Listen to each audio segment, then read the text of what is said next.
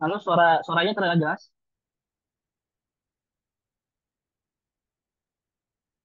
Cek, Iya, jelas ya terdengar. teman-teman semua. Sudah terdengar. Oke, terima kasih Mbak Moderator, Mbak Haula. Salam kenal Mbak Wilda Kumalasari. Assalamualaikum warahmatullahi wabarakatuh. Waalaikumsalam warahmatullahi Waalaikumsalam warahmatullahi wabarakatuh. Rabbil alamin wa bihi nasta'in ala umuri dunya waddin. Salatu wassalamu ala asyrafil anbiya'i wal mursalin wa ala alihi wa sahbihi ajma'in. Amma ba'd. Yang terhormat narasumber kita pada kesempatan kali ini, Kak Wilda Kumalasari, SPSI, Ketua Kops Imawati DPP IMM 2024-2029, dan kandidat Magister Psikologi Profesi UGM. Yang kami hormati Kepala Pusat Kaderisasi Pengembangan Sumber Daya Manusia PUS KPSDM PPIDK Timtengka, Saudara Aji Laksamana Putra. Yang kami hormati Kepala Subpusat PSDM Robiatul Adawiyah serta seluruh peserta webinar yang berbahagia. Pertama-tama marilah kita panjatkan puji syukur kehadirat Allah Subhanahu wa taala karena atas rahmat dan karunia-Nya kita dapat berkumpul secara virtual dalam webinar Know Your Role, kenali potensi diri untuk meraih kesuksesan. Kegiatan ini tidak hanya menjadi ajang belajar bersama, tetapi juga merupakan upaya nyata dalam meningkatkan kualitas diri dan memperluas wawasan di kalangan pelajar Indonesia, khususnya yang berada di kawasan Timur Tengah dan Afrika. Indonesia kini berada dalam fase bonus demografi yang mana grand design-nya ini telah diamanatkan oleh Bapak Presiden kita dahulu, Pak Presiden Jokowi, pada tahun 2016 ke Perencanaan Pembangunan Nasional. Bagaimana grand design ini menuju optimal terwujudnya Indonesia Emas 2045. Yang pertama ada pembangunan sumber daya manusia, lalu pembangunan ekonomi, pemerataan pembangunan, lalu pertahanan dan tata kelola pemerintahan yang baik. Tapi sayangnya data menunjukkan bahwa kita masih bermasalah dalam pembangunan sumber daya manusia. Dan statement terbaru dari Bapak Erlangga Hartarto, kunci perkembangan suatu bangsa itu menjadi besar adalah sumber daya manusia yang pertama, yang kedua sumber daya manusianya yang baik, dan yang ketiga sumber daya manusia. Nah, inilah yang menjadi penting dan dititik fokuskan oleh pemerintah dan kami dari PPIDK Timtengka menuju sana. Dan data menunjukkan bahwa banyak dari kita mahasiswa Indonesia seringkali merasa kurang yakin dalam mengenali minat dan bakat yang dimiliki. Belum tahu nih kapasitas minat bakatnya apa, hal ini bisa berdampak pada pilihan karir dan pengembangan diri di masa depan. Punya ada yang merasa kuliahnya di Timur Tengah, tapi kok nggak jadi dai, ustadz, dan lain sebagainya. Padahal memang minat dan bakat setiap orang itu berbeda-beda. Contohnya bahwa lulusan syariah itu cukup banyak. Nah, setiap corporate ataupun perusahaan itu sangat mempertimbangkan ataupun masyarakat seluruh lulusannya adalah lulusan syariah. Tapi kuota dari perusahaan ataupun kuota untuk menjadi pekerja itu cukup sedikit. Dan inilah menjadi daya tambah teman-teman semuanya, bisa menambah soft skill, minat dan bakatnya. Oh, ternyata lulusan Timur Tengah dan Afrika ini bukan hanya cakap dalam bidang agama, tapi bidang soft skill lainnya, public speaking, ada juga yang minat dan bakatnya dalam olahraga dan lain sebagainya. Nah, ini yang menjadi titik concern kawan-kawan PSDM, pengembangan sumber daya manusia menunjang Indonesia Emas 2045 dan upaya pemerataan pembangunan juga di Indonesia mendukung pemerintahan Indonesia. Dan nyatanya di data tahun sejak tahun 2017 sampai sekarang hanya yang memenuhi data 2017 sampai sekarang hanya DKI Jakarta dan Yogyakarta yang memenuhi upah dan pemerataan pembangunan itu cukup optimal. Tapi di provinsi-provinsi lain ini belum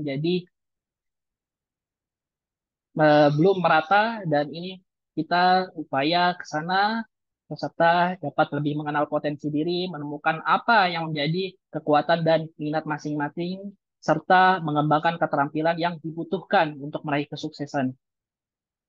Saya percaya bahwa dengan mengenal diri kita lebih dalam, kita akan mampu bergerak lebih yakin dan percaya diri dalam setiap langkah yang diambil, baik di bidang akademis. Contoh, kawan-kawan yang tentunya nanti ya jadi lulusannya S3, jadi profesional, lebih streetwise, orang-orang yang ingin berkarir di Indonesia maupun di bidang sosial nantinya, ini menjadi daya tambah, daya jual kawan-kawan semuanya.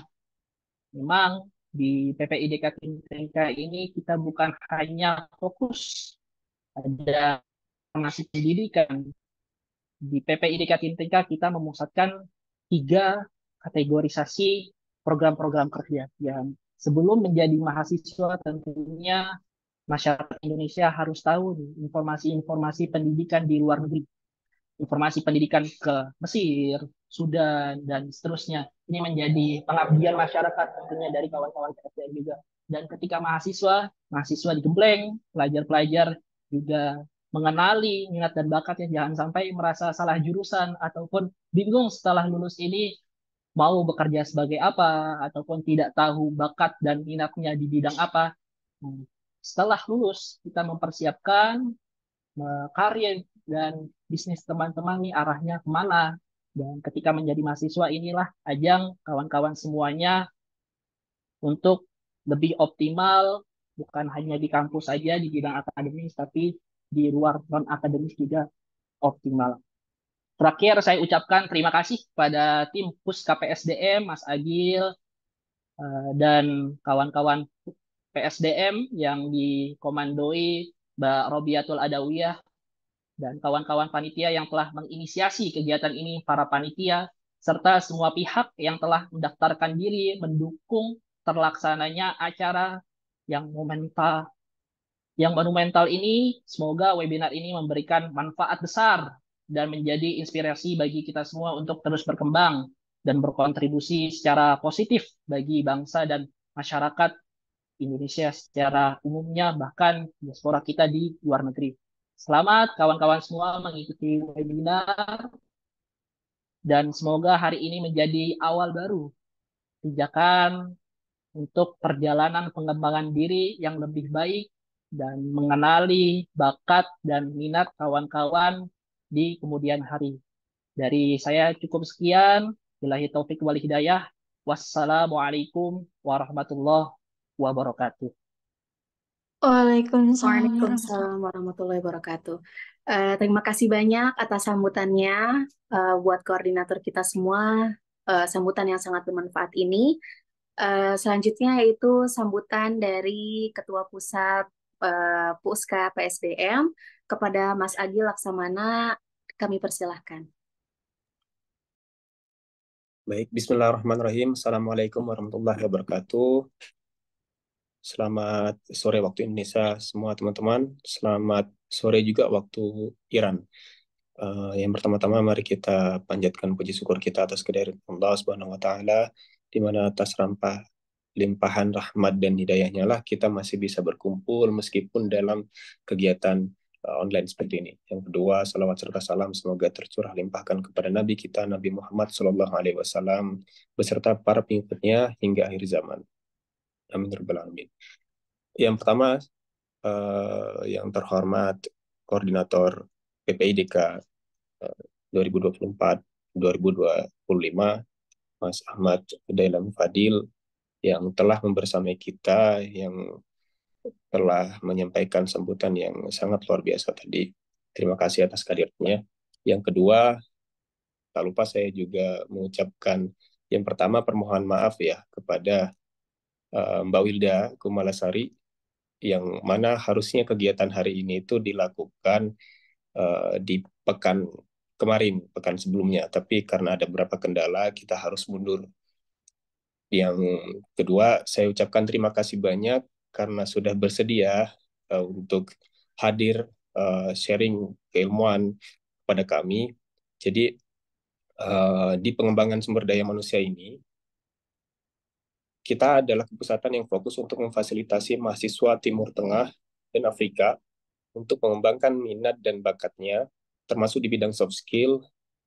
Selain itu, PSDM juga memberikan informasi yang akurat dan komprehensif untuk pelajar di Indonesia yang ingin melanjutkan studi ke Timur Tengah dan Afrika.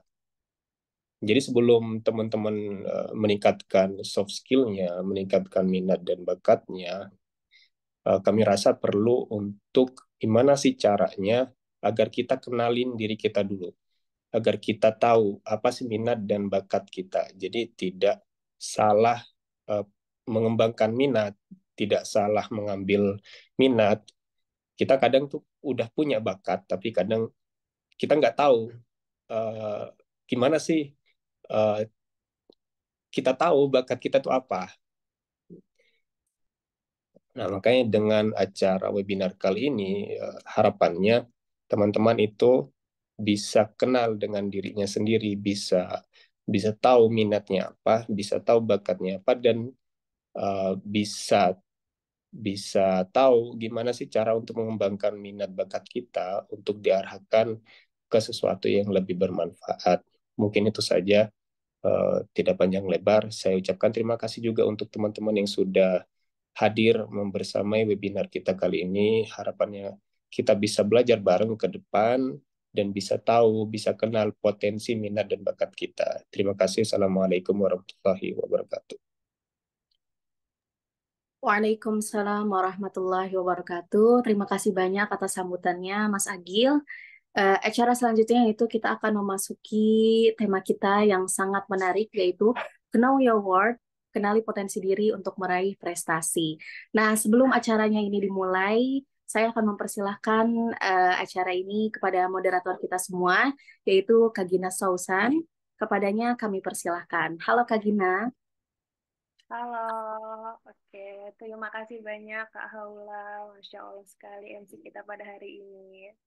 Terima kasih banyak Kak Haula. Izin, saya ambil alih. Bismillahirrahmanirrahim. Dikulum-kulum, dikunyah-kunyah. Assalamualaikum semuanya. Waalaikumsalam warahmatullahi Waalaikumsalam. wabarakatuh. Puji syukur, marilah kita panjatkan kepada Allah Subhanahu wa Ta'ala, karena dengan rahmat dan karunia-Nya kita bisa berkumpul di webinar yang insya Allah luar biasa ini. Ucapan selamat datang kepada narasumber dan juga para peserta yang telah menyempatkan hadir dalam webinar kita pada hari ini dengan tema Know Your Worth, kenali potensi diri untuk meraih kesuksesan. Nah, pada kesempatan kali ini, perkenalkan, saya Gina Sasan Fadila, selaku moderator yang akan memandu acara seminar selama 1,5 jam ke depan. Oke, webinar kita pada hari ini dilatar belakangi oleh banyaknya orang yang tidak mengenal potensi serta minat dan bakatnya masing-masing. Padahal setiap individu baik dalam dunia akademis, profesional, maupun sosial perlu memiliki keterampilan untuk berhasil dan berkontribusi secara efektif dalam berbagai situasi. Atas dasar itulah, kami PPIDK Timtengka menghadirkan kegiatan webinar pengembangan potensi diri serta minat dan bakat agar dapat membantu para peserta untuk mengenal potensi diri serta menggali minat dan bakatnya masing-masing. Yang mana ini akan memberikan manfaat besar bagi kita semua dan menjadi langkah awal yang sangat-sangat penting dalam membangun komunitas yang kompeten dan percaya diri dalam menghadapi era modern ini. Nah, dalam acara webinar kali ini, kami, PPIDK Timtengka, mengundang narasumber yang sangat-sangat luar biasa, Masya Allah, kakak cantik, teteh cantik, sebutnya kakak apa teteh apa nih? Nah, siapakah beliau? Beliau adalah Kak Wilda Kumalasari, SPSI. Halo Kak Wilda, Assalamualaikum. Waalaikumsalam. Halo, Gina. Oke. Alhamdulillah narasumber sudah bergabung bersama kita di webinar kali ini. Sebelumnya izin saya akan membacakan CV singkat dari Kak Wilda. Dimohon kepada operator untuk ditampilkan.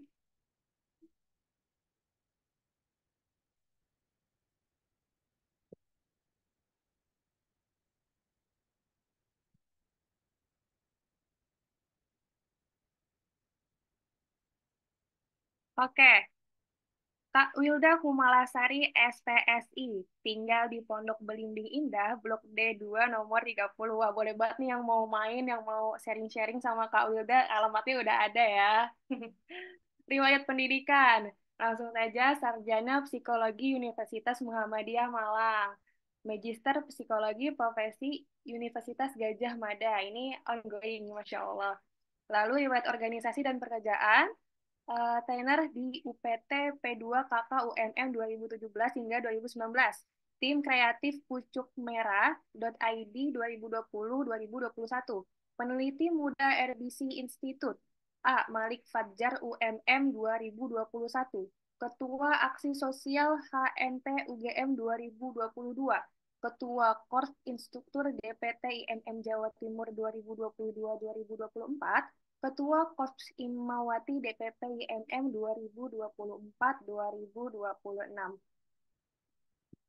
Oke, itu tadi ialah CV singkat dari pemateri kita hari ini, Kak Wilda Kumalasari SPSI, yang Masya Allah sekali. Nah, nantinya beliau inilah yang akan menyampaikan materi pada webinar kita hari ini.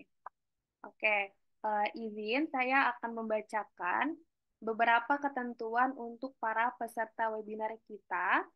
Yang pertama, ketika narasumber menyampaikan materi, peserta tidak diperbolehkan melakukan interupsi tanpa seizin narasumber. Yang kedua, sesi tanya jawab akan dibuka setelah narasumber selesai memaparkan materi. Dan yang ketiga, dimohon kepada para peserta untuk mematikan mikrofonnya selama pemaparan materi berlangsung guna menjaga ketenangan juga kelancaran saat pemaparan materi.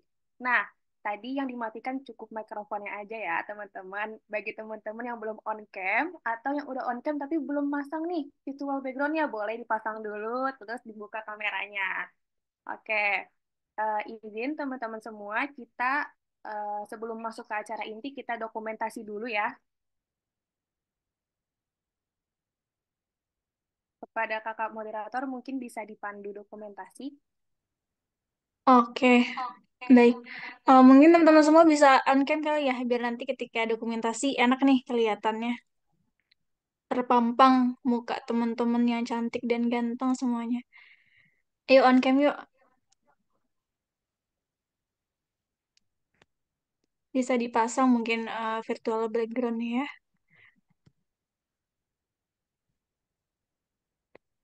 Langsung aja kali ya, Kak ya. Oke, aku hitung ya. Slide pertama dulu. 1, 2, 3.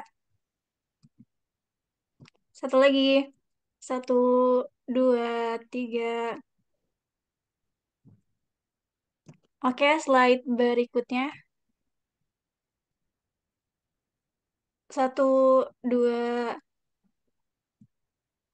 3. Satu lagi. 1, 2, 3. Oke, sudah teman-teman semua. Terima kasih. Oke, terima kasih. Oke, baik. Untuk mempersingkat waktu kepada pemateri kita, Kak Wilda Kumarasari, SPSI, waktu dan tempat dipersilakan. Oke, sebelumnya suara saya terdengar jelas ya? Jelas, Kak. Aman, aman. Ya. Jelas, Kak, jelas. Ya, Bismillahirrahmanirrahim. Assalamualaikum warahmatullahi wabarakatuh. Waalaikumsalam warahmatullahi wabarakatuh. Ya, selamat sore teman-teman. Kalau di saya selamat malam ya. Di Indonesia selamat malam. Salam sejahtera buat kita semua.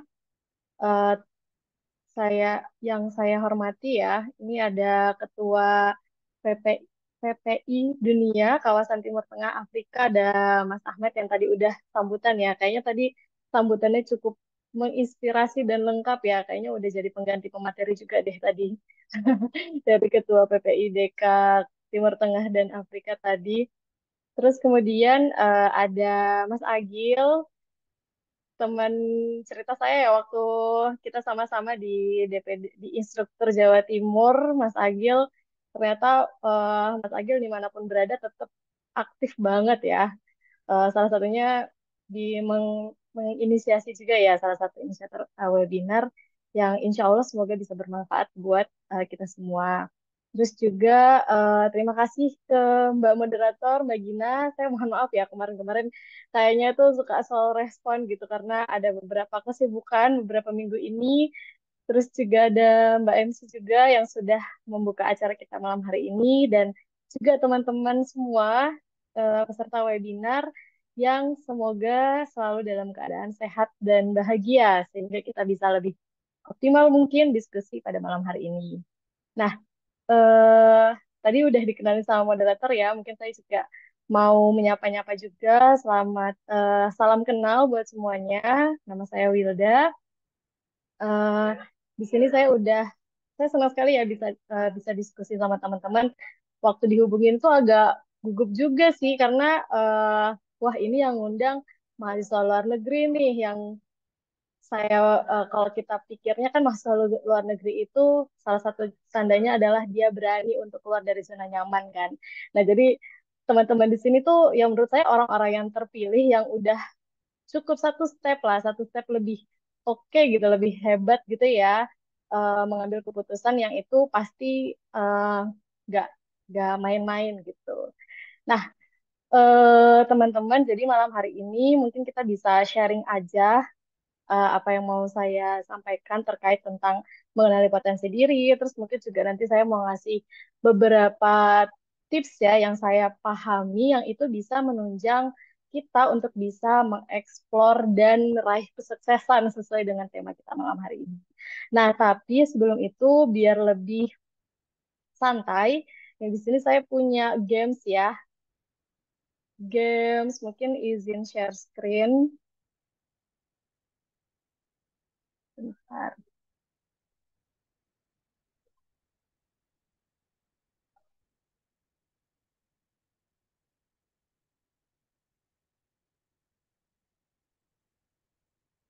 Udah kelihatan ya?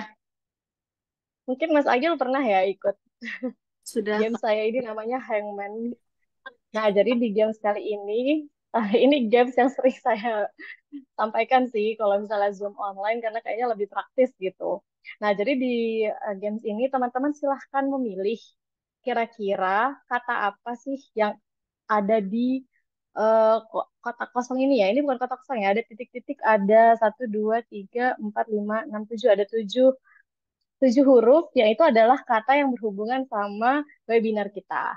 Nah, kalau misalnya kita salah memilih kata, misalnya nih kita milih huruf Z, padahal itu nggak masuk dalam kata yang kita tebak, itu nanti orang di atas ini bisa gantung diri gitu ya. Oh, agak agak ini ya, agak sadis ya, tapi ini cuma permainan aja ya teman-teman ya. Nah, biar menantang aja sebenarnya. Nah, mungkin teman-teman bisa menebak kira-kira dari 7 huruf ini, itu huruf apa ya yang eh, menjawab kata yang kita tebak? Mungkin huruf vokal biasanya lebih aman. Ada Ada yang mau huruf A, coba? Kak. Ada huruf A. A. Oke, A. Betul. Terus A. Apa lagi? I. I. Oke, apa lagi? A, I. A, I, U, E, O nanti. K. K. Oke, K. Wah, salah ya. Kurang tepat, kurang tepat. Ini kebalikan Wah, udah mulai T, T, tergantung. T, L, T. Oke, apa L, lagi? L. T. T Iya, ya T. tadi ya. Ada T. T. Wah, salah. Waduh. Kurang tepat. L. Huruf G, Kak. Huruf G. L. Waduh, 3 kali kesempatan lagi ya. Huruf G. Y. Apa nih? Huruf Huruf G. Y. G. Y. Y. Oke, ya dulu ya. Waduh, Yes. kurang tepat. Astagfirullah, awas M, bukan M, bunuh M, diri. G, Kak. G. Ini G itunya ya, apa, G Kak? dulu ya. Mengenai apa itu? Clue-nya itu Oh, mengenai pembahasan kita malam hari ini, tema kita. Hmm. Apa? R. Dua lagi loh ini. R. Waduh, satu Waduh. lagi. M. Aku bantu ya satu ya, biar nih yang benar tuh N ya, N dulu. Nah, apa ya? apa Percuma aja ini? ya dibantu N. Apa kira-kira terakhirnya N? B. Ini bahasa B. Inggris ya, Kak? Iya, bahasa Inggris. Ada huruf G, ada huruf G. D. Gading. G ya tadi ya. Wah, Salah. surat tepat. Yang benar adalah passion. Nah, karena kita kalau ngomongin tentang potensi diri, terus meraih kesuksesan, itu pasti bisa berkaitan dengan passion ya. Karena passion itu yang apa yang kita inginkan, dan kalau misalnya kita menjalani apa yang kita passion, itu biasanya itu semangat kita tuh jadi lebih berlebih gitu. Bahkan sampai begadang pun kita bakal lebih semangat gitu. Lagi-lagi katanya. Oke, kita coba lagi. Nah, ini lebih banyak ya, ada 3 kata. Clue-nya apa Apa nih clue-nya? kira-kira? Ini pakai bahasa apa, Kak? Clue-nya ini kayaknya bahasa Indonesia ini. Clue-nya, Kak. Apa? Minta clue-nya. Clue-nya yang berhubungan sama tema kita. Jangan-jangan judulnya Yang lagi. berhubungan sama potensi diri. Kak. Itu yang Huruf Nah K. ya. yang 3 garis dan ya? Oh, salah ya, Kak. Ya, Huruf D, Kak, huruf D. kirain judulnya. Huruf D. Apa? D. Oke, A. Nah, D. A Huruf D, Kak, betul. huruf D.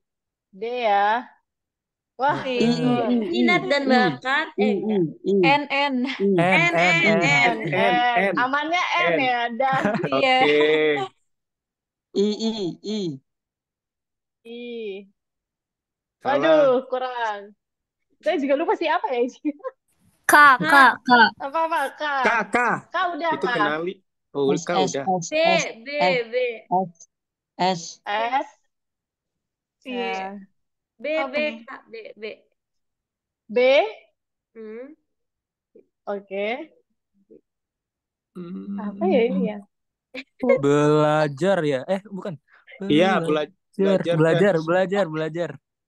Oke. Oke. Terus apa lagi? L. Udah mulai bekerja sama kalian ya? J. Ini J. J, oke. R. Belajar dan usaha. Oke. Belajar dan usaha, Kak. Usaha, iya. Apa yang tadi udah nebak dari awal? Alif ya namanya ya? Iya, Kak. Alif Walti. Siapa? Usaha, betul sekali. Yeay, kalian menyelamatkan orang dari mautnya. Astagfirullah. Oke, sekali lagi ya. Yang terakhir. Nah, ada 2 kata. A. Kamu Huruf vokal. Lu. Aduh, salah. Iya, salah. I. Oke. I. D. bisa. D. Kayaknya Alif jago ya ini ya. R. Salah. R. Diri. Ya jadi Potensi O. Apa ini? Oke. Orang dalam.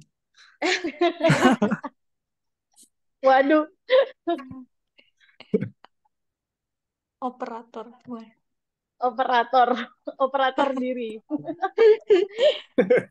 Kontrol bukan sih ya. Iya, bukan. Coba dulu aja yang lain. Masih ada 1 huruf vokal lagi nih. Ya.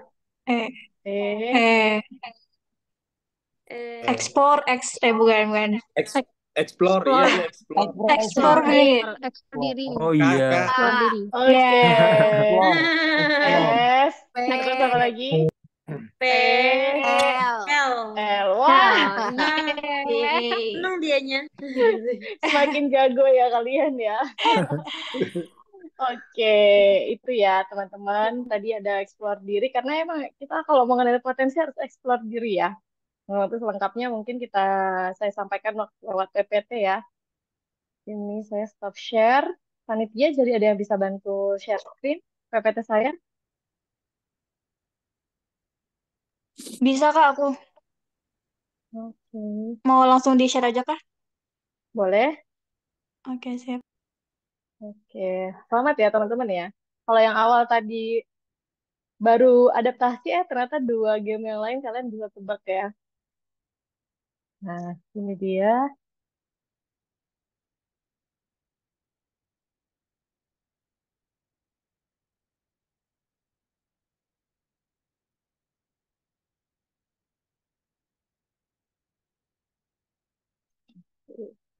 Udah masuk belum ya? Udah. Oke. Oke, terima kasih. Siapa ini namanya? Rere. Rere, iya Nah, jadi sama-sama. oke, jadi saya judul PPT-nya mengikuti sama tema kita ya. Tapi sebelumnya nggak apa-apa langsung disclaimer. Jadi mungkin saya perlu yang slide selanjutnya. Nah, jadi teman-teman di awal saya perlu ngasih tahu teman-teman ya kalau apa yang akan saya sampaikan pada malam hari ini itu betul-betul berasal dari pengetahuan dan pengalaman saya pribadi gitu. Jadi apa yang saya pelajari ketika kuliah psikologi S1, kemudian di S2 ini di profesi pendidikan ya, saya psikologi profesi pendidikan. Terus kemudian mungkin pengalaman-pengalaman yang saya punya ketika di organisasi, terus dan lain sebagainya. Jadi itu yang saya sampaikan berasal dari pengetahuan dan pengalaman saya pribadi. Jadi sebenarnya sifatnya sangat subjektif dan mungkin aja ada potensi kekurangan atau salahnya gitu atau kurang tepat gitu. Jadi kalau misalnya teman-teman ngerasa, oh saya punya perspektif lain nih, eh, Mbak Wilda gitu, itu silahkan kita bisa diskusikan bareng-bareng. Yang penting kita malam hari ini adalah kita belajar bersama gitu. Terus kemudian selanjutnya, nah kurang lebih sebenarnya yang mau saya sampaikan itu ada tiga hal ya. Yang paling penting adalah yang pertama, kenali diri dulu. Jadi sebelum kita, seperti yang disampaikan sambutan sebelumnya gitu, sebelum kita bisa mengembangkan diri, kita perlu untuk mengenali dulu diri kita itu seperti apa sih. Karena dalam prinsipnya kalau di psikologi, ada istilah individual differences gitu. Bahwa satu orang dengan orang lain itu punya perbedaan atau keunikannya masing-masing kayak gitu. Gak bisa misalnya semua disamaratakan gitu karena bisa jadi satu bakat di A, satu bakat di B, satu minat di A, satu minat di B. Mungkin teman-teman pernah nih eh, melihat ada satu gambar di mana ada hewan-hewan itu misalnya kayak burung, monyet dan lain-lain sebagainya. Terus semuanya disuruh untuk terbang. Padahal kan bisa jadi masing-masing hewan ini itu punya kemampuannya masing-masing gitu kan yang berbeda-beda kayak gitu. Jadi kita perlu nih untuk bisa mengenali diri dulu sebenarnya kita itu punya eh, bakat dan kemampuan di mana sih dan kita cenderung minat kemana kayak gitu. Sebelumnya ini biar tahu overview aja ya. Nah, ini kemudian yang kedua, kita bakal bahas gimana sih mengembangkan diri kita. Ketika kita udah tahu kalau kita punya kemampuan di sini, berarti kita harus apa nih gitu. Terus kemudian ada resep penting ya yang perlu saya bagikan karena menurut saya mengenali potensi atau mengenali passion aja itu belum cukup. Ada hal-hal lain gitu yang perlu kita miliki juga, yang perlu kita bangun juga, yang mana hal tersebut akan menunjang kita untuk mengembangkan diri dan meraih kesuksesan sesuai dengan tema malam hari ini. Terus selanjutnya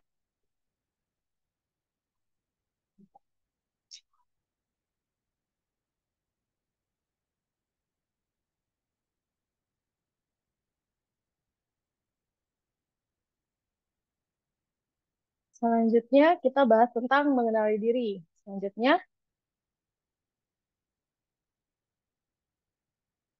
Nah, teman-teman, untuk mengenali diri itu sebenarnya banyak hal ya, banyak hal yang bisa kita lakukan untuk bisa mengenali diri kita sendiri. Nah, umumnya kita bisa dibantu sama tools-tools atau alat-alat yang itu akan membantu kita untuk mengidentifikasi sebenarnya diri kita itu seperti apa sih orangnya gitu. Nah, salah satu tools yang saya tawarkan di sini itu yang cukup populer ya. Dan ini salah satu yang digunakan juga untuk semua mahasiswa di UMM ketika masuk kuliah, mereka itu ikut namanya program pembentukan kepribadian dan kepemimpinan kan, dan di sana mereka diarahkan untuk mengenali diri. Salah satu tools yang untuk mengenali diri adalah pakai Johari Windows ini gitu. Nah, di Johari Windows itu ada 4 jendela ya di yang sebelah kanan itu, di mana untuk bangun kesadaran diri kita bisa mengisi jendela-jendela ini gitu. Misalnya yang jendela yang open, kita bisa isi informasi apa yang saya tahu dan orang lain itu juga tahu gitu. Jadi mungkin kita tahu bahwa kita orangnya suka sama suka membaca gitu, dan orang lain juga tahu karena sering lihat kita eh, membaca buku, kemana-mana bawa buku, atau sering ke perpustakaan kayak gitu. Nah, jadi di sini adalah informasi-informasi yang saya tahu dan orang lain juga tahu. Kemudian yang kedua, kita bisa perlu mengisi juga nih bagian blind spot yang bisa jadi orang lain yang tahu, sedangkan kita tidak menyadari kalau kita adalah orang yang seperti itu gitu. Nah, caranya apa untuk mengisi blind spot ini adalah dengan bertanya kepada orang lain, seperti orang-orang yang terdekat dengan kita, orang-orang yang sekiranya itu bisa lebih objektif dan mengerti diri kita itu seperti apa gitu. Terus kemudian ada jendela yang selanjutnya yang di bawah yang warna biru, yang jendela tersembunyi ini, yaitu informasi yang cuman kita yang tahu gitu, karena orang lain belum tentu tahu. Nah, ini salah satunya adalah dengan misalnya kita merenung gitu, atau kita memikirkan kita ini sebenarnya orangnya seperti apa sih, yang biasanya kan kita kalau di orang lain itu sering pakai uh, apa ya, kalau di psikologi misalnya kayak pakai persona gitu, punya topeng gitu. Ketika sama orang lain kita mencoba untuk beradaptasi sehingga kita cukup, misalnya kita orangnya ceria dan lain sebagainya, tapi sebenarnya di apa namanya yang kita sembunyikan ada kesedihan-kesedihan misalnya. Nah, atau kita ketika di luar itu kelihatannya aktif, padahal sebenarnya energi kita itu apa ya, habis gitu ketika bertemu sama banyak orang, dan itu yang hanya kita yang tahu gitu. Nah, itu misalnya ciri dari introvert atau extrovert kan.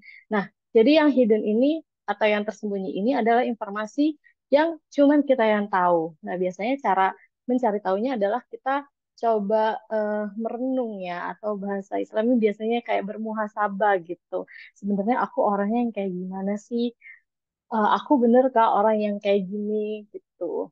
Terus kemudian ada informasi yang kita tidak tahu, orang lain juga nggak tahu gitu, atau unknown. Ini bisa nggak perlu diisi ya sebenarnya, jendela nggak perlu jendela yang terakhir ini. Cuman sebenarnya esensi dari jendela yang terakhir ini adalah yang menunjukkan bahwa bisa jadi di masa depan kita punya potensi yang seperti itu gitu, atau punya informasi yang seperti itu dengan berjalannya waktu, dengan pengalaman yang kita punya, dengan proses belajar yang kita lakukan. Awalnya mungkin kita orangnya itu eh, memiliki apa ya, kurang percaya diri ketika ngomong di depan umum, tapi mungkin itu diisi awalnya di open ya. Cuman kan bisa jadi ketika kita belajar, terus kemudian mengeksplor diri, terus memberanikan diri, dan lain sebagainya, di masa depan kita bisa aja jadi orang yang lebih percaya diri ketika berbicara di depan umum gitu.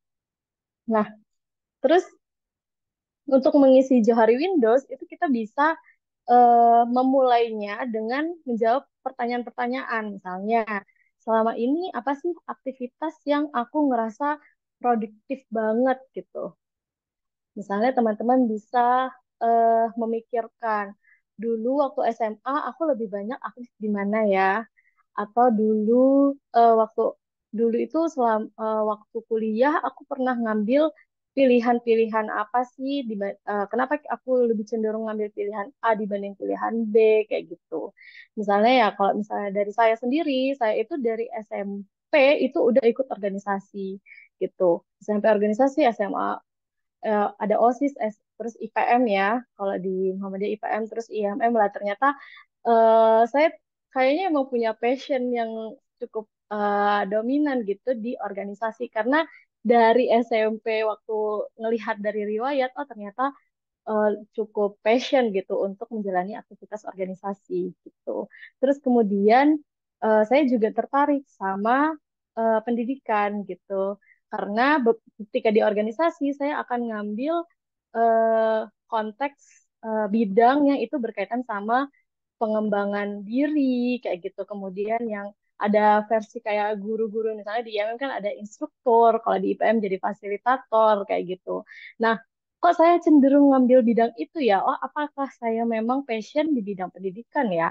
Bidang keinstrukturan itu ya, kayak gitu. Nah, jadi teman-teman bisa nih, mungkin masing-masing silahkan merefleksikan kembali riwayat-riwayat kalian gitu. Dulu kalian itu cenderung ambil pilihan-pilihan apa sih gitu. Atau kalian itu biasanya ngambil aktivitas-aktivitas yang mana sih kayak gitu. Nah, eh, atau mungkin ada pertanyaan-pertanyaan yang lain juga gitu, yang itu bisa mengarahkan kalian untuk bisa mengidentifikasi sebenarnya diri kalian itu cenderung ke mana gitu. Nah, kalau misalnya konteksnya adalah potensi, biasanya adalah ini potensi bakat dan minat itu biasanya lihat aktivitas yang kita tuh ngerasa produktif atau kita ngerasa happy banget di sana atau kita ngerasa passion. Kalau passion itu kan walaupun sampai malam pun kita kerjakan itu kita tetap semangat gitu. Energi kita tuh kayak lebih banyak kayak gitu. Nah, teman-teman bisa nih coba mulai mengidentifikasi mana ya aktivitas yang aku tuh ngerasa semangat banget walaupun misalnya itu kayak capek kayak gitu. Atau misalnya apa namanya? Fee-nya atau nggak seberapa gitu kan reward yang didapatkan gitu. Tapi aku ngerasa happy di sana. Oh, jangan-jangan aku memang punya minat di situ gitu. Nah, terus teman-teman juga bisa kalau misalnya kesulitan untuk mengidentifikasi atau butuh validasi dari orang lain, bener nggak ya aku orang yang kayak gini, punya potensi di sini, kita bisa bertanya ke teman terdekat kita. Oh, menurutmu aku tuh emang bagus gak sih di sini? Aku tuh punya kelebihan apa sih kalau menurut kamu kayak gitu. Nah, itu bertanya sama orang lain itu sangat cukup penting sih kalau menurut saya ya, karena kalau saya itu pernah bertanya sama teman-teman, biasanya itu coba kamu sebutkan kelebihan sama kekurangan. Nah, biasanya itu kita tuh mudah nyebutin kekurangan. Aku tuh orangnya eh prokras gitu, suka nunda-nunda. Aku tuh suka ini. Terus kalau kelebihanmu apa? Kelebihanku apa ya? Kayak kelebihanku nggak ada deh, misalnya kayak gitu. Ada beberapa dari beberapa orang yang saya tanya tuh cenderungnya ke situ gitu, cenderung fokus ke kekurangan. Nah, sehingga perlu untuk apa ya, mendapatkan perspektif dari orang lain yang bisa ngasih tahu, oh enggak kok, kamu tuh sebenarnya punya kelebihan gitu. Kamu tuh orangnya bisa bekerja sama sama orang lain gitu. Kamu cenderung kompromis misalnya orangnya gitu, sehingga ketika kamu misalnya eh, melakukan satu aktivitas tertentu itu lebih mudah menerima atau menerima masukan dari orang lain kayak gitu. Itu kan salah satu kelebihan yang mungkin kita tuh nggak sadar, tapi karena masukan dari orang lain atau kita dapat perspektif dari orang lain, kita jadi bisa tahu, oh ternyata aku punya kelebihan di sini loh gitu. Nah, jadi sebenarnya kita sangat bisa ya untuk bisa mengenali potensi kita masing-masing ketika kita bisa memberikan waktu eh, atau meluangkan waktu kita untuk berpikir dan menganalisa sebenarnya aku tuh orangnya kayak gimana sih, dari kita tadi menganalisa riwayat-riwayat keputusan-keputusan yang pernah kita buat, terus kemudian yang kedua kita bisa bertanya sama orang-orang yang sekiranya bisa memberikan feedback untuk kita. Nah, terus kemudian yang selanjutnya, selain yang tadi itu kan dilakukan secara mandiri ya, ada tes psikologi juga, tes psikologi minat bakat. Nah, kalau di tes psikologi minat bakat, sebenarnya itu untuk membantu ya memfasilitasi, menunjukkan bidang-bidang atau area-area mana sih yang kita itu cenderung lebih dibanding orang-orang seusia kita. Nah, biasanya kalau tes minat nih, Kalau tes minat itu ada yang eh, area-areanya area-area bidang misalnya administratif. Terus ada orang yang itu lebih lebih suka sama pekerjaan-pekerjaan yang itu lapang gitu. Ada yang konseptual kayak gitu. Nah, jadi nanti kalau di tes psikologi itu ada beberapa pertanyaan-pertanyaan yang itu akan kita pilih. Kita tuh konsisten milih pekerjaan yang area itu area yang mana sih gitu. Apakah kita memang lebih suka sama pekerjaannya itu administratif gitu, atau sebenarnya kita suka yang hal-hal yang itu konseptual kayak gitu, atau hal-hal yang lebih praktis dan sebagainya. Nah, dari pertanyaan-pertanyaan yang sudah kita jawab dari tes psikologi, nanti dari tes itu disimpulkan, oh ternyata dari pertanyaan yang kita jawab, itu menunjukkan hasil bahwa kamu punya minat di bidang A, atau di area A, gitu. Di area, misalnya area administratif tadi, misalnya. Terus bakat juga seperti itu. Jadi bakat itu kita dikasih pertanyaan-pertanyaan yang itu kalau misalnya ternyata hasilnya kita itu lebih di atas rata-rata dibanding orang seusia kita, berarti kita punya bakat di situ gitu. Ada banyak sih sebenarnya tes minat dan bakat ya. Kalau di Indonesia, di pendidikan, di sekolah-sekolah biasanya ada tes namanya tes Holland, terus ada tes RMIB gitu. Saya kurang tahu ya apakah ada di online ya. Nanti mungkin teman-teman bisa explore. Atau sebenarnya ketika teman-teman itu eh misalnya lihat kepribadian teman-teman misalnya lewat tes 16 personalities, kalau teman-teman pernah tes 16 personalities, nah di situ kan juga ada kecenderungan-kecenderungan gitu yang itu bisa menunjukkan potensi diri kita di mana. Misalnya ada yang dia itu tipe yang analitis. Nah, di yang kalau nggak salah INTJ apa ya, analitis berarti kan berarti dia punya potensi di pekerjaan-pekerjaan atau area-area yang itu konseptual, analitis gitu. Tapi ada juga mungkin kepribadiannya cenderung eh, juru kampanye ya. Kalau saya kan juru kampanye ya, ENFP.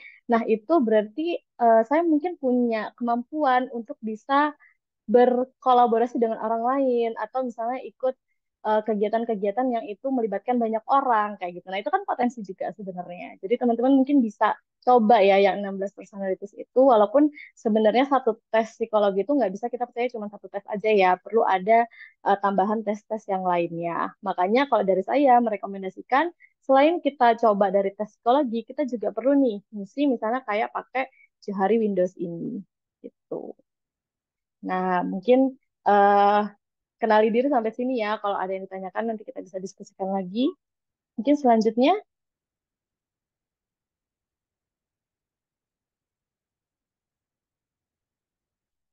Nah, selanjutnya adalah mengembangkan diri. Kalau misalnya tadi kita sudah bisa menyimpulkan, oh ternyata aku lebih minat nih di area A. Terus ternyata aku juga punya bakat di situ, gitu di area A gitu. Terus apa yang seharusnya aku lakukan selanjutnya? Nah, kita perlu untuk mengembangkan diri kita dari potensi yang kita punya itu. Selanjutnya,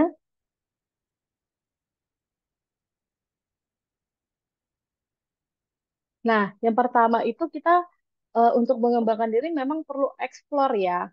Kalau misalnya tadi kan kita cara untuk mengenali potensi adalah dengan melihat riwayat-riwayat yang pernah kita jalani kan. Nah, tapi kalau misalnya nih sepanjang usia kita di SMP, SMA sampai kuliah, kebanyakan kita itu rebahan misalnya. Nah, itu kan susah ya kita untuk bisa menganalisis sebenarnya kita itu punya potensi di mana sih?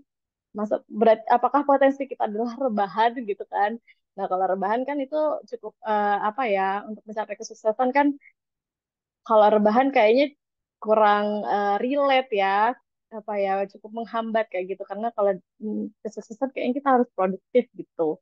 Nah, jadi penting sekali teman-teman untuk mengenali potensi, mengembangkan diri itu harus explore gitu, harus mencoba banyak hal. Untuk kita bisa tahu sebenarnya kita itu lebih bagus di mana sih, lebih bakat di mana sih, lebih punya potensi di mana sih. Karena seperti jendela Johari Windows yang unknown tadi, kita itu bisa jadi di masa depan bakal punya potensi yang lain gitu, potensi-potensi yang bakal kita munculkan gitu. Yang potensi itu akan ada ketika kita mengeksplor diri kita.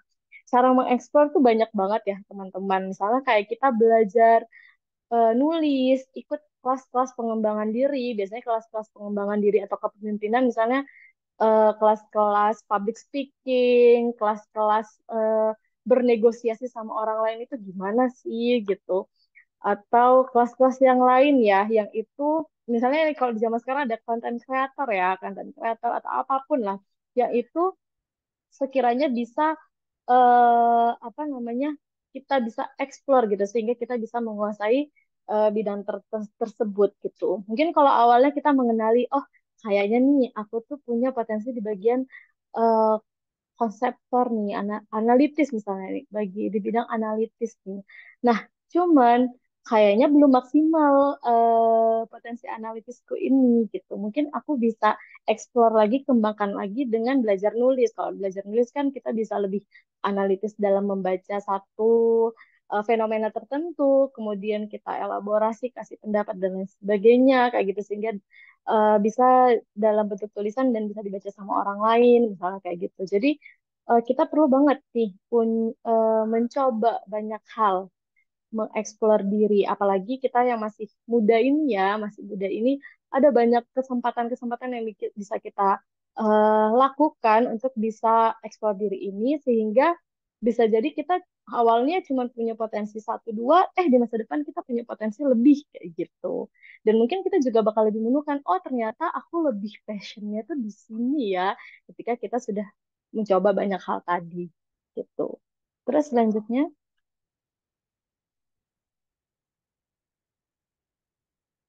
nah, kalau kita udah eksplor diri, kita juga perlu tentukan nih, tujuan akhir yang pengen kita capai itu apa sih? Menurut saya ini penting ya untuk menentukan sebenarnya tujuan akhir itu kita pengennya apa. Karena kalau kita sudah punya tujuan ditetapkan, itu akan lebih mudah kita untuk membuat perencanaan. Jadi kita tinggal mikir aja jalan menuju akhir itu kayak gimana sih gitu. Kayaknya itu kan bakal eh lebih simpel ya daripada misalnya kita jalanin aja hidup kita terus apa namanya kayak digantung gitu sebenarnya kita mau ke arah mana sih gitu terus kemudian nanti eh nanti kita bakal jadi nggak punya perencanaan yang jelas gitu kita mau selanjutnya step-step yang bakal kita lakukan apa sih atau pencapaian-pencapaian yang mau kita dapatkan apa sih. Nah kalau kita punya tujuan yang akhir misalnya kayak karir akhir yang pengen kita punya kayak gitu kita bakal lebih mudah gitu untuk melakukan perencanaan mencapai tujuan itu. Nah tapi memang namanya juga kehidupan yang dinamis ya. Kehidupan kita kan memang dinamis gitu. Jadi jangan apa ya, bisa jadi memang tujuan akhir ini akan mengikuti kedinamisan itu. Bisa jadi mungkin akan berubah dikit-dikit gitu. Makanya kalau misalnya satu istilah kan kamu bercita-citalah setinggi langit. Karena kalaupun misalnya nggak sampai ke langit, kamu bisa tetap di antara awan-awan gitu ya, bintang-bintang kayak gitu. Kalau misalnya nggak sampai atas banget gitu, setidaknya kita bisa setengahnya ya, atau ya mau mencapai langit itu gitu. Tapi intinya adalah kita perlu nih untuk bisa bikin goal setting dulu yang tujuan akhir yang mungkin bisa jadi setinggi-tingginya gitu. Sehingga itu bisa memotivasi kita juga sebenarnya kalau kita punya tujuan akhir itu memotivasi diri kita untuk oh nanti aku mau lakukan apa ya? Oh aku mau lakukan apa ya? Bangun tidur aku bakal mikir oh aku bakal ngelakuin aktivitas apa ya gitu. Nah, terus selanjutnya nih teman-teman. Jadi ada satu eh ibaratnya ini resep ya atau tools ya, alat gitu yang dipakai sama orang-orang Jepang namanya Ikigai kalau teman-teman pernah dengar. Ikigai ini adalah eh apa namanya? Tujuan akhir yang itu orang-orang itu bakal ketika bangun di pagi hari akan lebih happy gitu, lebih senang menjalani akhir hari-harinya karena dia menjalani hari-harinya dengan mencapai ikigai ini atau di posisi ikigai ini gitu. Nah, ikigai ini irisannya apa? Irisan dari apa yang kita sukai, terus apa yang kita juga bagus di bidang itu. terus kemudian kita juga dibayar di situ, dan dunia itu membutuhkan itu, sehingga pekerjaan yang kita jalani itu lebih mindful gitu, lebih meaningful gitu. Nah, jadi mungkin kita bisa nih dari sekarang menentukan kira-kira ikigai kita apa sih gitu. Dari tadi misalnya kita mengidentifikasi apa yang aku suka ya. Oh, aku suka dunia aktivis misalnya. Terus kemudian aku bagus di situ juga apa enggak? Oh, aku juga bagus di situ. Misal aktivis lingkungan ya, kayak Mas Agil, aktivis lingkungan suka.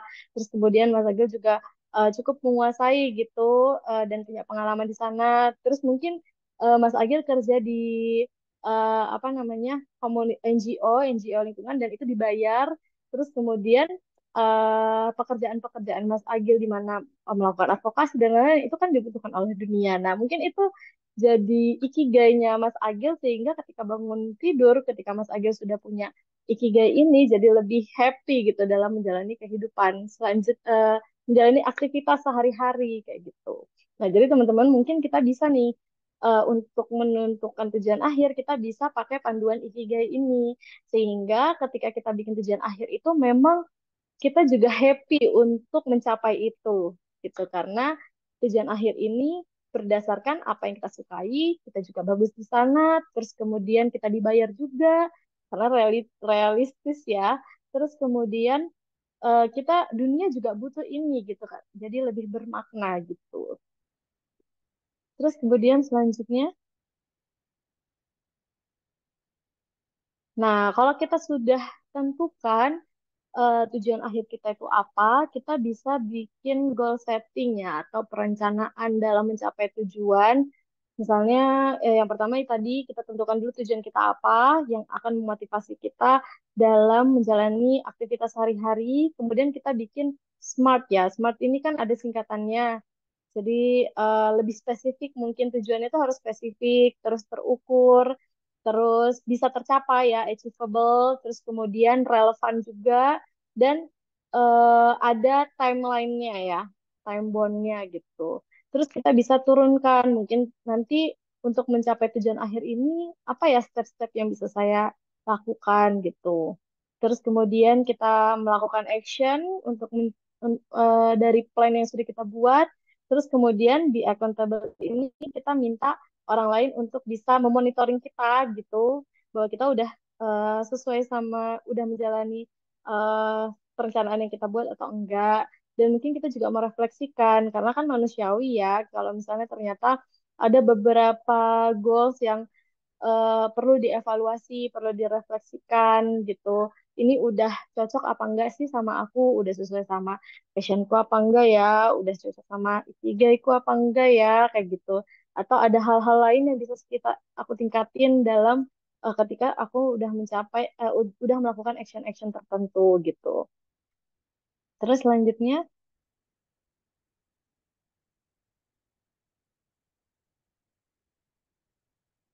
nah, yang terakhir ini adalah resep penting ya. Kalau kita tadi saya udah menjelaskan soal gimana sih cara mengenali diri, terus mungkin habis mengenali diri kita perlu lakukan apa sih untuk mengembangkan diri. Nah, ini ada juga yang terakhir adalah resep penting yang menurut saya itu perlu dimiliki ketika kita pengen mengembangkan diri. Yang pertama adalah growth mindset. Jadi kita cara berpikir orang menurut Carol Dweck ya. Kalau teman-teman mungkin pernah baca buku Mindset dari Carol Dweck. Nah, Carol Dweck ini mengatakan bahwa ada dua cara berpikir seseorang dalam memandang bakat gitu. Yang pertama adalah fixed mindset dan yang kedua adalah growth mindset. Nah, perbedaannya apa antara growth sama fixed mindset ini? Jadi kalau fixed mindset itu memandang bahwa suatu bakat itu tuh ya udah tetap gitu, tidak akan berubah. Kalau misalnya aku gagal dalam satu tantangan, berarti udah aku bener-bener memang tidak punya bakat di situ. Langsung bilang kayak gitu, langsung eh apa ya, langsung mengatakan kepada diri sendiri bahwa aku tidak punya bakat di situ gitu. Bahwa kegagalan itu adalah tanda-tanda bahwa aku kayaknya emang nggak punya aku emang orangnya aneh deh, kayaknya aku emang orangnya gak bisa apa-apa deh, langsung kayak gitu. Jadi kalimat-kalimat orang yang punya fixed mindset biasanya kayak gitu, aku orangnya gak bisa apa-apa, aku nggak bisa ngelakuin A, kayak aku nggak bisa. Nah, kalau menurut saya orang-orang teman-teman di sini di PPI DK Timur Tengah yang udah keluar dari zona nyaman, pasti cara berpikirnya adalah growth mindset gitu, karena kan kalian itu apa ya, pasti mengambil keputusan yang cukup menantang kayak gitu. Dan mungkin ada beberapa dalam proses kalian keluar negeri itu ada beberapa hal yang kayaknya nggak secara instan bisa dilakukan. Misalnya kayak ada tes tes tertentu, terus kemudian ada satu kali gagal. Tapi kalau kita punya fixed mindset, pasti kita langsung, oh aku udah nggak bisa nih ternyata bahasa Inggris, kalau kayak gitu. Tapi kalau misalnya growth mindset ya teman-teman, cara berpikir yang lain adalah cara berpikir bahwa kita tuh fokus pada usaha, proses belajar dan usaha, bahwa bakat itu nggak tetap dan itu bisa bertumbuh gitu. Nah, growth mindset itu juga memandang bahwa kegagalan itu adalah momen kita belajar sesuatu gitu. Misalnya kita waktu kecil kan kita nggak langsung serta-merta bisa lari kan, tapi ada stepnya, ada prosesnya. Kita belajar merayap dulu ya, belajar merayap. Itu pun merayap kan juga kita perlu berkali-kali mencoba gitu. Mungkin pernah kita gagal gitu, misalnya merangkaknya gitu, nggak bisa langsung merangkak. Tapi kan kalau dicoba terus, ada proses belajar dan kita usaha terus, lama-lama akan bisa merayap, merangkak sampai akhirnya bisa jalan gitu. Nah, sama halnya ketika ketika di dunia dewasa ini gitu. Mungkin kita ketika mencapai satu hal yang kita pengen, misalnya mencapai kesuksesan gitu kan, itu kan pasti ada eh, bebatuannya ya, ada tembok-temboknya, ada tantangan-tantangannya gitu. Nah, mungkin ada, kalau orang punya fixed mindset akan anggap kalau tantangan itu memang tidak akan bisa ditembus. Tapi kalau dengan growth mindset, kita akan menganggap bahwa tantangan tembok ini adalah momen kita akhirnya belajar sesuatu dan akhirnya aku bisa bertumbuh gitu. Jadi aku misalnya nih, eh aku dulunya tuh nggak percaya diri untuk ngomong di depan umum gitu ya. Terus dikasih tantangan untuk ngomong di depan umum. Nah, akhirnya ketika dikasih tantangan itu, akhirnya awalnya misalnya gagal ya. Terus akhirnya kita memaknai, oh ternyata aku nggak bisa berbicara di depan umum karena aku kurang persiapan gitu, atau aku belum relaksasi sebelumnya kayak gitu. Nah, kalau misalnya kita nggak dapat kesempatan atau mau mencoba, itu kan kita nggak bakal tahu, nggak bakal belajar gitu. Sebenarnya apa sih yang bisa membuat kita bisa menguasai satu hal ini, bisa mengatasi tantangan ini gitu. Jadi kita perlu untuk punya growth mindset menurut saya untuk bisa mencapai kesuksesan itu gitu, untuk bisa mengembangkan potensi yang kita punya. Terus yang kedua adalah grit. Nah, yang grit ini konsepnya itu dari Angelina Duckworth ya. Kalau teman-teman mungkin juga eh, mau baca bukunya Grit atau udah ada yang baca bukunya dari Angelina Duckworth. Ini adalah profesor psikologi di Amerika ya, yang dia itu melakukan penelitian bahwa sebenarnya orang-orang yang sukses itu resepnya itu bukan cuman karena dia menuruti passionnya aja, tapi juga perlu namanya daya juang gitu. Jadi tidak cukup ya teman-teman kita punya passion, kita udah tahu potensi apa, tapi kita nggak punya daya juang, kita nggak punya usaha-usaha gitu untuk mencapai atau menjalani passion tersebut. Makanya di materi ini kan saya juga menyampaikan ada step-step tadi ya, goal setting gitu. Nah, goal setting ini salah satu mungkin yang bakal menunjukkan kita bakal berdaya melakukan action atau ada daya juangnya nggak ini untuk mencapai apa yang kita inginkan gitu. Atau cuman kayak sekedar ada passionnya doang gitu tanpa ada daya juang gitu. Jadi grit ini sangat penting ya teman-teman untuk bisa mencapai kesuksesan tadi. Nah, terus yang selanjutnya adalah support system. Mau nggak mau, support system itu juga cukup krusial dalam kehidupan kita, misalnya kayak keluarga yang mendukung, teman, terus kemudian jejaring organisasi. Makanya perlu juga sebenarnya kita membangun kolaborasi sebanyak-banyaknya ya dengan berbagai pihak gitu, dengan adanya apa ya dukungan atau lingkungan yang mendukung itu akan bisa membantu kita dalam mengembangkan potensi yang kita miliki. Oke, mungkin itu ya teman-teman ya. Di slide selanjutnya kayaknya udah selesai. Terima kasih banyak teman-teman atas waktunya. Semoga nggak kelebihan ya. Kemarin kayaknya waktunya 1 jam ya. Mungkin selanjutnya saya kesalahkan ke moderator, Mbak Gina. Terima kasih. Oke, terima kasih kembali Kak Wilda atas pemaparan materi yang Masya Allah sangat-sangat luar biasa. Aku yakin di antara kita semua pasti ada nih beberapa yang belum tahu sebenarnya bakat aku tuh di mana sih, minat aku tuh di mana sih gitu. Wah, potensi diri aku itu tuh sebenarnya apa ya gitu. Nah, dari pemaparan Kak Wilda tadi, mudah-mudahan kita bisa belajar nih untuk mengetahui apa sih minat bakat dari diri kita masing-masing. Izin menyimpulkan apa yang tadi Kak Wilda sampaikan. Eh, dari webinar kita, Know Your Worth ini, itu ada 3 poin. Yang pertama ada kenali diri kalian masing-masing. Nah, gimana sih cara kita mengenali diri? Itu bisa lewat 2 cara. Lewat tools Johari Windows, atau lewat tes psikologi minat dan bakat. Lalu yang kedua ada mengembangkan diri. Nah, mengembangkan diri ini kita perlu yang namanya eksplor diri. Kita mencoba banyak hal agar kita bisa lebih tahu mana saja minat bakat kita gitu. Lalu yang kedua ada goal setting. Goal setting tadi juga sudah dipaparkan ada 7 ya teman-teman. Ada 7 yang dari goal setting itu yang aku juga nggak bisa sebutin satu persatu gitu karena pakai bahasa Inggris juga. Lalu ada growth mindset, fokus pada proses belajar dan usaha. Lalu ada grit, grit itu adalah salah satu buku dari Dr. Angelina Duckworth, yang mana dalam buku itu dijelaskan bahwa kombinasi antara passion dan daya juang itu sangatlah penting. Lalu ada support system ini cukup krusial dalam kehidupan kita, yang mana support system ini bisa kita dapatkan dari keluarga, teman, ataupun jejaring sosial.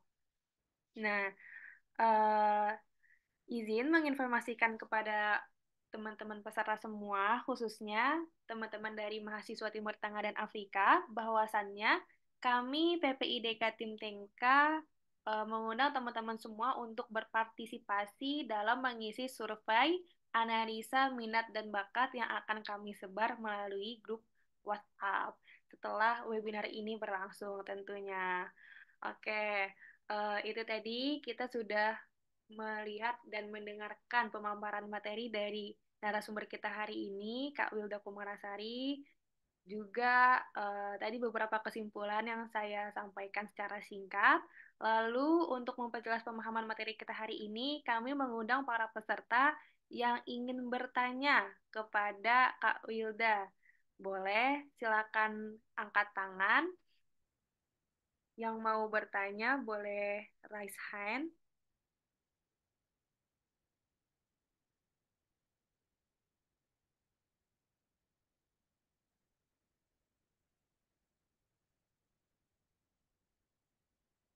Adakah teman-teman yang mau bertanya?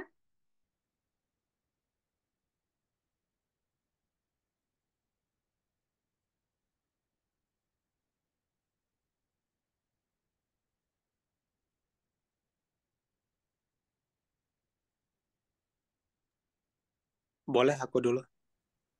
Boleh, silakan Kak Agil. Oke, terima kasih banyak Kak Gina sebagai moderator ya. Terima kasih Mbak Wilda, materinya keren dan sangat komprehensif ya. Ada beberapa pertanyaan sih, tapi mungkin satu persatu dulu ya. Aku pengen tanyain biar nanti teman-teman bisa gantian. Yang pertama, seberapa besar media sosial dengan kondisi sekarang itu mempengaruhi minat bakat kita, untuk mengembangkan minat bakat kita. Jadi kadang kan media sosial itu kan sangat berpengaruh ya Suaraku mantul nggak sih di situ? Aman Kak Agil. Aman-aman. Oh.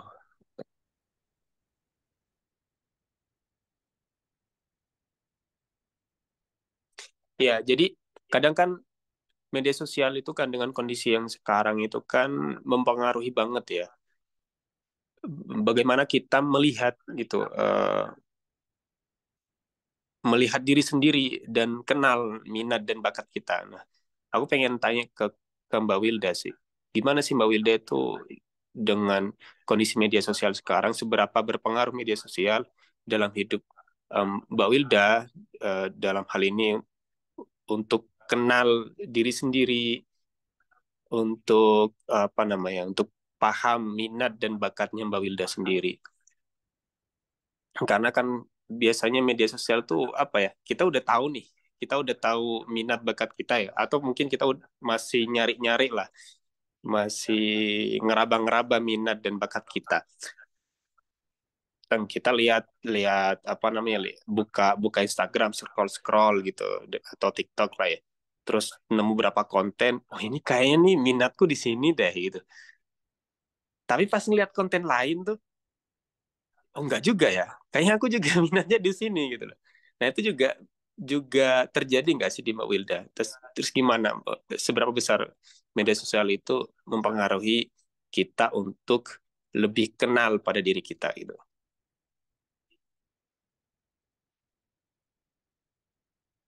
Itu aja dulu mungkin.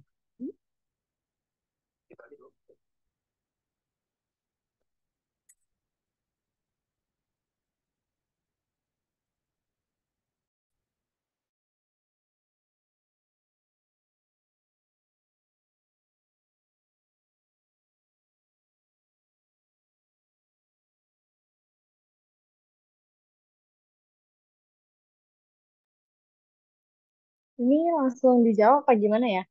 Ya, boleh silakan Kak Wilda, boleh langsung dijawab. Oke. eh Pertanyaannya menarik ya dari Mas Agil soal media sosial ya. Media sosial itu sejauh mana sih mempengaruhi seseorang untuk bisa mengenali potensinya dia gitu.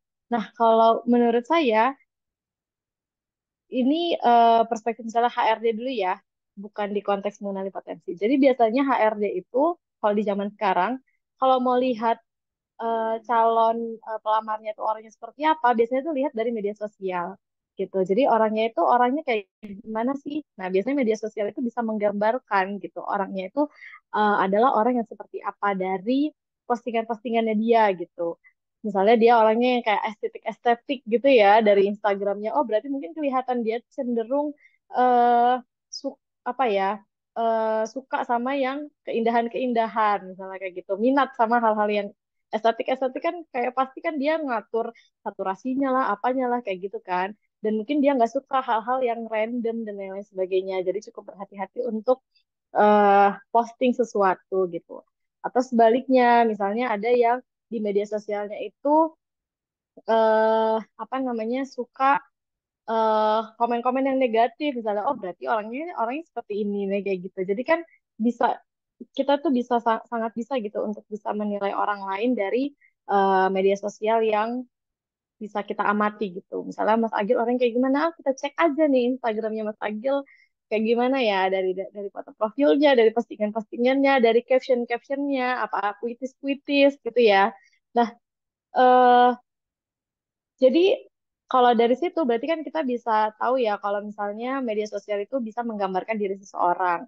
Nah, tapi kita juga perlu paham bahwa kan nggak semua orang itu eh, apa namanya menggunakan media sosial untuk posting-posting semuanya gitu kan. Ada yang mungkin di apa namanya dikunci dan sebagainya kayak gitu sehingga nggak kita melihat gambaran diri kita nggak cuma dari media sosial aja, kalau bisa dari yang lain juga gitu.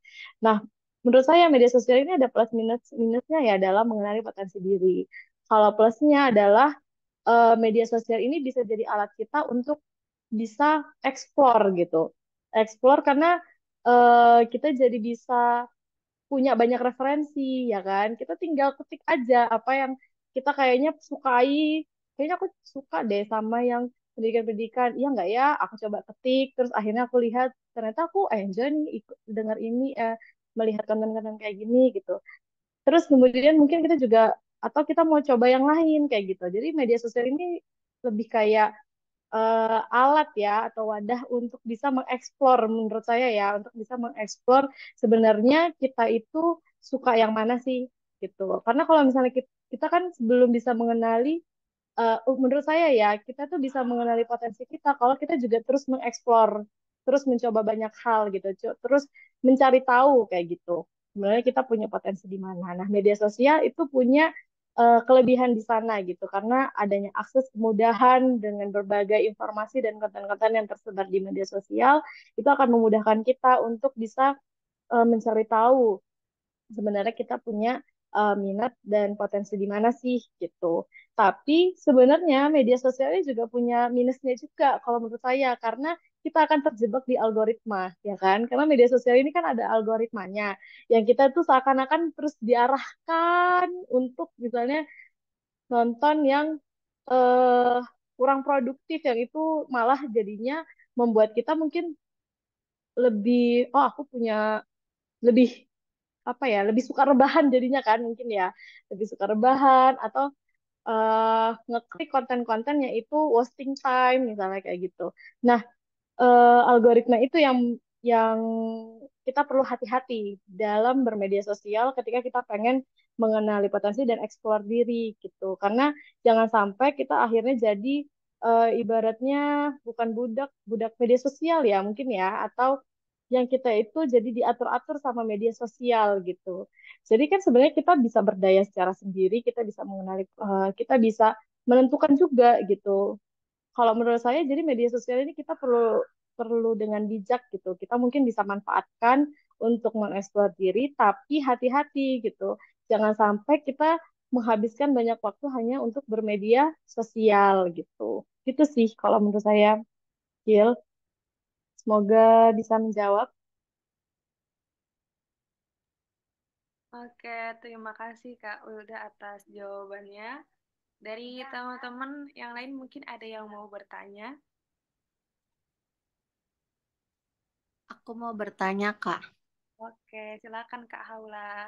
Oke, di zaman sekarang kan kita kayak hobi gitu ya Kak, buat scroll, entah itu scroll Instagram atau scroll TikTok. Nah, semenjak itu, semenjak kita selalu scroll ini, eh, kenapa ya psikologis kita tuh kayak terbawa ini dari anak pribadi ya. Kayak kita tuh kalau nonton film udah nggak cocok gitu, karena eh, kesehariannya misalkan scroll nih, tapi kita nonton film, jadi film itu tuh selalu dipercepat kayak 1,5 atau jadinya maunya dicepetin aja kayak mau tahu endingnya. Jadi sebenarnya itu tuh pengaruh nggak sih Kak? Kayak kita sering scroll itu ke entah itu ke apa ya entah itu ke film entah itu ke informasi yang akan kita dapatin jadi kayak kita tuh pengennya terburu-buru mengetahui ending film atau kayak pengennya cepat gitu dapat informasi apapun itu informasinya apakah itu berpengaruh terhadap diri kita gitu kasih. Ya, mungkin sekalian sama Robiah ini ya, ditampung pertanyaannya gimana? Oke, boleh silakan Kak Robiah. Oke, Assalamualaikum Kak. Perkenalkan, nama aku Kak Robia. Aku mau nanya Kak di sini tentang ini sih, tentang bakat teman-teman ya kan. Jadi banyak di luar sana yang kita ketahui punya berbagai macam bakat yang luar biasa gitu. Misalnya seseorang ini mempunyai bakat public speaking yang luar biasa. Terus habis itu tapi ada kendalanya. Apa kendalanya? Bahwasanya tadi kan ada yang kakak jelasin ini ada support system ya. Jadi kita membutuhkan orang-orang yang di sekitar kita untuk menyupport kita. Nah, sementara orang itu tidak punya sama sekali. Bahkan keluarganya maupun saudara-saudaranya itu nge-treat gitu. Bagaimanakah yang harus dilakukan anak itu gitu. Menurut psikolog dan juga bakat itu apakah beliau apa ya namanya harus memendam bakat itu atau gimana? Gitu Kak. Terima kasih.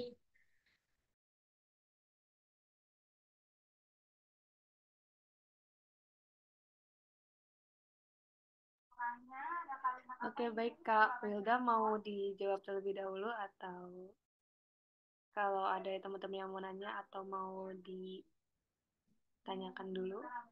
Iya, boleh ya kalau ada yang mau nanyakan kalau ada yang mau nanya dulu.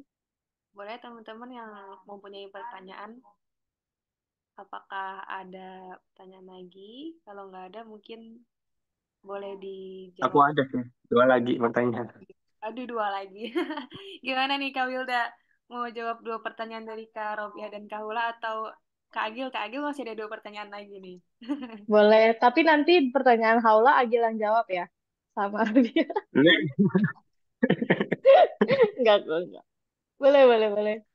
Oke, silakan Kak Agil. Saya mau Atau itu ada yang mau nanya itu barusan. Siapa? Duluan aja mungkin. Tadi siapa yang sempat ngomong ya? Mas Maulana Ikrom, apakah ada pertanyaan?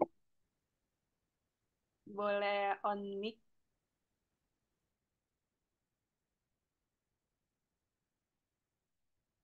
Enggak deh. Kalau nggak ada aku sampaikan dulu. Oke, Kak Agil dulu mungkin. Oke. Em, yang kedua ya, tadi yang pertama udah ya. Yang kedua, gimana sih caranya Mbak Wilda Assalamualaikum warahmatullahi wabarakatuh. menemukan. Waalaikumsalam warahmatullahi wabarakatuh.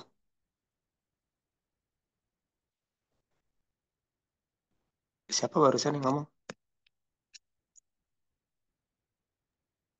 Halo Kak Maulana Ikrom, sinyalnya mungkin terputus ya, Kak Maulana.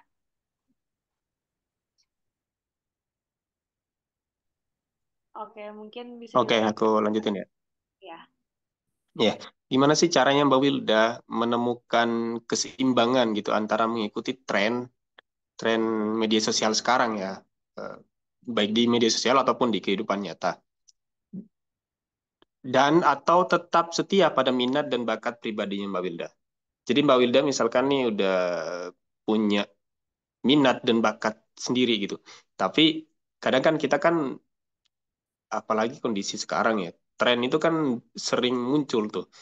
Eh, dalam waktu dekat gitu, dalam waktu dekat, jadi tren sekarang habis itu udah lewat, terus habis itu minggu depan mungkin atau bulan depannya lagi tren tren lain ada lagi gitu. Gimana sih untuk nyeimbangin antara ngikutin tren dengan setia pada minat dan bakat kita gitu, atau bahkan nggak usah diikutin aja tren itu, ya udah kita ikut, setia setia aja sama minat dan bakat kita. Udah nggak penting juga kadang ngikutin tren kan capek juga kan, atau gimana gitu, caranya Mbak Wilda untuk ngatasin kayak gitu.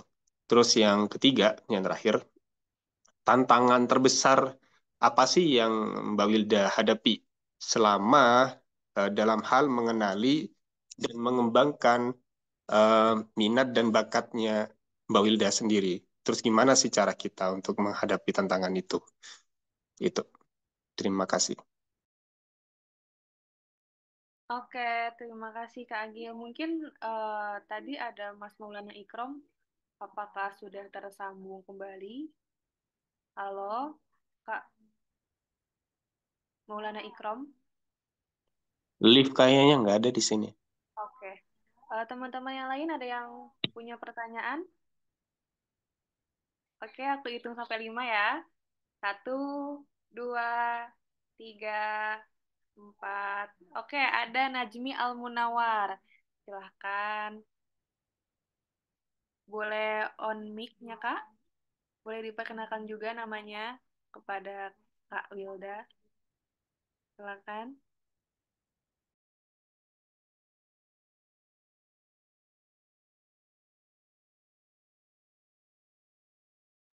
Oke, Kak Najmi mungkin beliau bertanya lewat room chat ya. Izin saya bacakan. Apakah diri kita sendiri bisa menjadi support system untuk kita sendiri? Kian.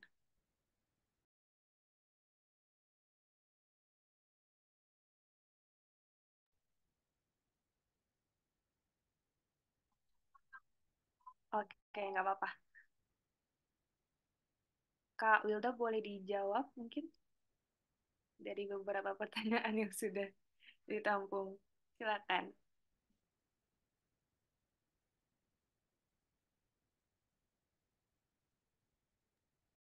Oke, terima kasih. Pertanyaannya sangat-sangat menarik ya dari teman-teman semua gitu. Ada yang berkaitan sama support system, terus medsos gitu. Jadi kalian sangat apa ya, cukup aware ya sama tren-tren yang sekarang gitu. Terus dan apa namanya? Coba saya jawab ya. Yang pertama itu soal dari pertanyaan dari Haula gitu, soal medsos ini kok atau secara psikologis gitu ya, media sosial itu memang eh, cenderung tadi ya mungkin algoritma yang ada itu memang membuat kita itu jadi punya kepribadian yang suka hal-hal yang praktis, terus nggak mau ribet-ribet, misalnya kayak gitu ya, suka hal-hal yang instan gitu, karena kita terus distimulasi sama konten-konten yang itu singkat-singkat, yang singkat-singkat gitu. Kita juga distimulasi misalnya mau cari informasi, tinggal ketik di Google kan, tinggal ketik di Google, terus langsung muncul gitu beberapa jawaban-jawaban, terus kemudian eh apa namanya dari pengalaman-pengalaman di kita ketika menggunakan teknologi ini atau internet ini dan media sosial ini itu membuat kita jadi suka apa ya cenderung pengennya itu yang praktis-praktis aja gitu. Sedangkan itu tidak diimbangi sama misalnya budaya membaca. Kalau budaya membaca itu kan kita harus baca satu buku, terus kemudian harus ada usahanya, harus ada prosesnya, kayak gitu kan. Nah, mungkin itu yang karena kita nggak apa ya terlalu terlalu larut. Kalau kita terlalu larut dalam media sosial, kita akan terbawa sama dampak-dampak dari media sosial itu sendiri, yaitu kita jadi cenderung suka hal yang praktis aja, terus tidak mau apa ya kurang bisa melatih eh, cara berpikir kita untuk melihat hal-hal kita harusnya ada nih perlu usaha dulu, perlu untuk direnungi dulu dan lain-lain sebagainya gitu. Nah, jadi kalau menurut saya memang eh, media sosial sangat mempengaruhi kepribadian seseorang. Nah, mungkin ada filmnya tuh yang bisa menggambarkan eh, gimana sih dampak media sosial terhadap kehidupan seseorang gitu. Mungkin teman-teman yang punya Netflix bisa ngecek nama judul filmnya tuh Social Dilemma ya. Kalau saya itu masuk film dokumenter ya, Social Dilemma, itu yang menunjukkan gimana benar-benar algoritma itu bisa sangat mempengaruhi kehidupan seseorang gitu. Dari membentuk kepribadian jadi praktis, terus kemudian media sosial kan juga seakan-akan bisa ngarahin kita jadi benci orang kayak gitu kan. Walaupun sebenarnya orang ini bisa jadi cuman difitnah, kan bisa aja kayak gitu ya. Cuman karena banyaknya informasi dan sebagainya, terus kita tidak punya modal critical thinking, nah akhirnya kita telan mentah-mentah, terus akhirnya benci gitu, terbawa narasi yang ada di media sosial atau narasi yang dibawa sama buzzer-buzzer tertentu yang membawa misi kebencian tadi kayak gitu. Jadi menurut saya dalam menghadapi media sosial ini, nah apalagi kan kita pengen eh apa ya tidak terjebak ya atau jadi budak media sosial gitu, pentingnya critical thinking, terus kemudian kita perlu untuk mengimbangi juga selain scroll TikTok untuk mungkin update tren atau untuk hiburan gitu, tapi kita juga perlu untuk dikelilingi dengan membaca gitu. Terus selanjutnya pertanyaan dari Robiah ya yang tentang support system, terus Najmi kan juga tentang support system ya. Nah, gimana kalau seandainya kita itu nggak punya privilege ya, karena kan masing-masing orang mungkin punya support system yang berbeda-beda gitu. Ada yang mungkin apa namanya punya teman yang baik-baik, tapi keluarganya itu kurang support kayak gitu, atau sebaliknya.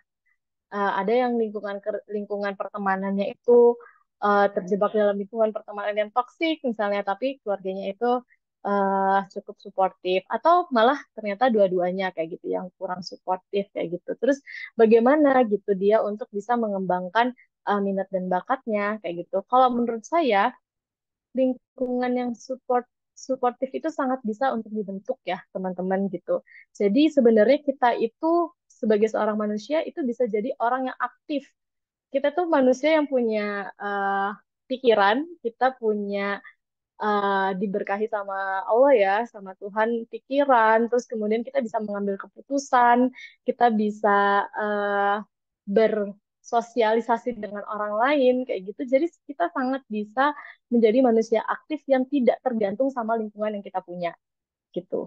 Jadi, kalaupun misalnya ketika misalnya kita udah menyadari, oh aku hidup di lingkungan yang toksik nih, tapi kita sangat bisa berpeluang untuk keluar dari lingkungan toksik itu gitu. Ada banyak sekali cara dan langkah. Mungkin kita perlu aksesnya gitu ya. Misalnya ada psikolog atau konselor yang itu bisa membantu mengurai pikiran-pikiran yang negatif-negatif karena pengaruh dari lingkungan yang tidak suportif misalnya. Atau kita bisa akses, karena ada internet juga, kita bisa cari komunitas-komunitas lain yang biar kita bisa punya teman-teman yang lebih suportif kayak gitu. Jadi sangat bisa ya teman-teman, kita itu bisa menciptakan, menurut saya kita itu sangat bisa menciptakan support system kita sendiri kayak gitu. Yang paling penting adalah eh, kita percaya diri dulu, percaya diri, terus kemudian eh, coba cari teman-teman yang lain di luar teman-teman yang mungkin kita kira itu kurang suportif. Nah, kita coba cari itu. Terus kemudian dari Najmi tadi ya, nah tadi kan sudah cukup ada apa namanya, ada kesamaan ya bahwa sebenarnya sangat bisa kita itu menciptakan lingkungan yang suportif. Misalnya salah satunya adalah kita bisa mengubah kalau lingkungan negatif itu kan salah satu cirinya adalah lebih dominan kalimat-kalimat yang diucapkan atau interaksi ketika berinteraksi adalah kalimat-kalimat yang negatif. Misalnya, kamu tuh bodoh, kamu tuh lo nggak bisa, kayak gitu. Mungkin ada nih orang-orang yang suka ngejudge, ya, di sekitar kita suka ngejudge kayak gitu. Nah, kita bisa untuk selain menjauhi orang yang seperti itu, kita bisa mulai dengan diri kita untuk kita bisa ngomong ke diri kita sendiri, aku sebenarnya mungkin sekarang belum bisa. Bukan tidak bisa ya, aku mungkin sekarang belum bisa.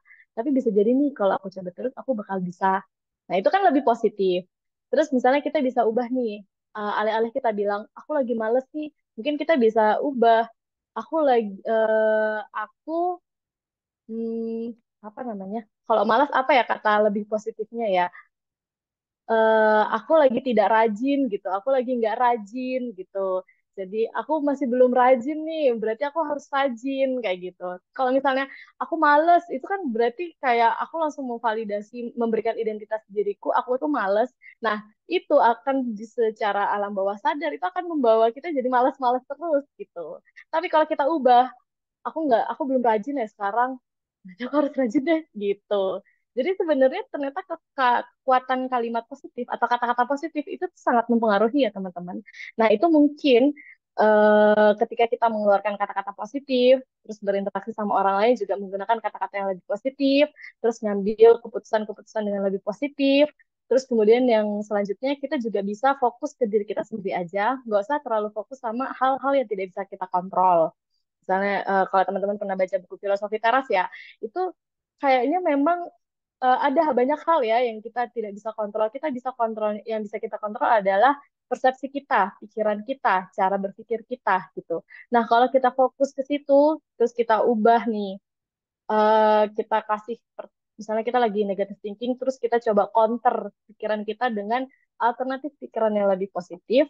Nah, dengan begitu, ketika kita berinteraksi sama orang lain, siapa tahu nih orang lain tuh bakal terinfluence ya, terpengaruhi sama sisi positif kita gitu. Nah, itu sebenarnya cukup saya rasakan ya, pernah saya alami juga ketika berinteraksi sama lingkungan seperti ini, ketika saya lebih sering ngomong dengan kata-kata yang positif, itu jadinya tuh lingkungan pertemanannya tuh atau ketika kita ngumpul-ngumpul tuh jadi positif banget gitu. Tapi kalau misalnya saya udah mulai kayak kasih kayak kata-kata negatif dan lain-lain, misalnya sambil ada kayak gibah atau apa kayak gitu, wah langsung tiba-tiba udah hidup itu kayak punya drama kayak gitu, udah pusing sendiri kayak gitu. Jadi teman-teman kita sangat bisa ya, apa namanya, keluar dari lingkungan toksik dan mungkin juga bisa menciptakan lingkungan yang lebih positif gitu. Terus kemudian, nah pertanyaan yang tentang Agil ya soal keseimbangan antara tren media sosial dengan kehidupan atau minat dan bakat yang mungkin real time-nya kita punya gitu.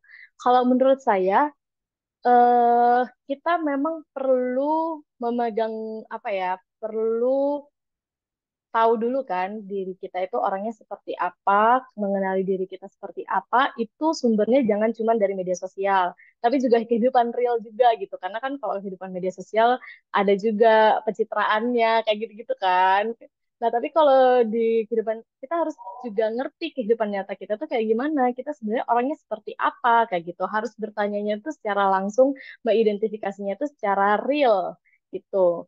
Menurut saya ya, nah media sosial itu fungsinya hanya sebagai alat atau wadah kita untuk bisa beradaptasi dengan potensi yang kita punya.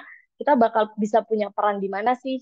Nah, kalau saya kan tadi mungkin apa ya, mengajak teman-teman mungkin kita coba temukan ikigai nih.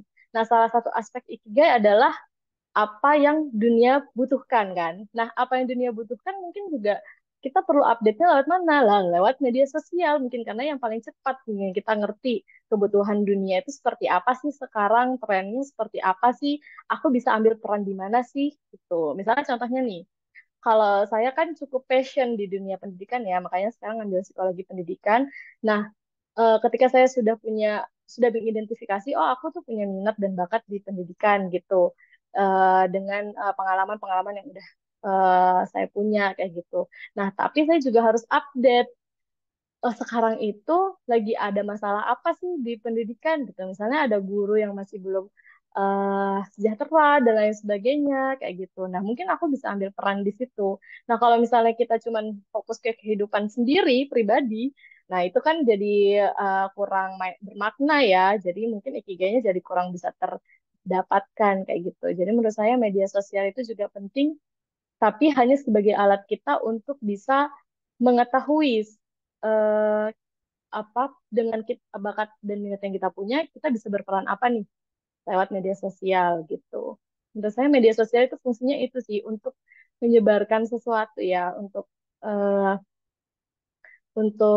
apa namanya, untuk bisa ambil peran itu gitu. Terus eh, tantangan terbesar yang saya pribadi ya, tantangan terbesar dalam mengenali minat dan bakat dan cara mengatasinya. Kalau dari saya sendiri, tantangan terbesarnya itu adalah hmm, sebenarnya pikiran saya sendiri gitu. Biasanya itu makanya saya tadi nyelipin pentingnya growth mindset ya, karena saya menyadari dan mungkin teman-teman juga cukup relate ya.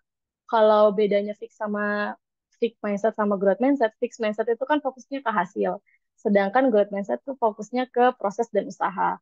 Nah, karena saya merasa saya ini adalah korban pendidikan di mana mengarah proses belajarnya itu pasti fokusnya tuh ke hasil ya kan. Entah itu ranking, entah itu nilai. Jadi tuh kita setiap siswa itu tuh dia dinilainya di apa ya? Diukurnya itu berdasarkan hasilnya, nilainya gitu kan, nilai akhirnya. Sehingga ketika saya mengembangkan diri atau menilai potensi, biasanya tuh udah langsung down kalau misalnya ngelihat hasilnya itu udah nggak sesuai sama ekspektasi. Nah, itu menurut saya tantangan terbesar ketika saya pengen mengembangkan diri gitu.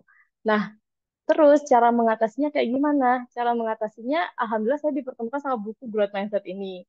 Oh, ternyata kayaknya cara pikirku tuh salah deh.